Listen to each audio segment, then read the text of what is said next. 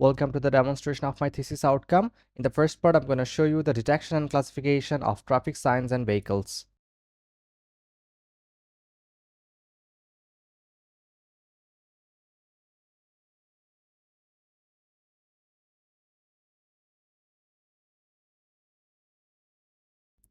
In the next part, I'm going to show you the zone-wise counting of vehicles and their speed estimation.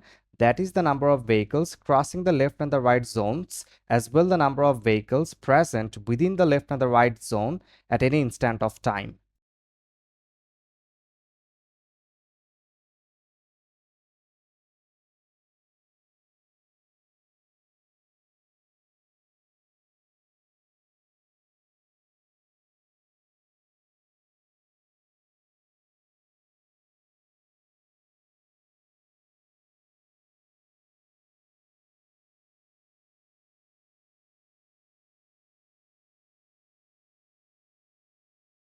In the next part, I'm going to show you the recognition of the vehicle's registration plate.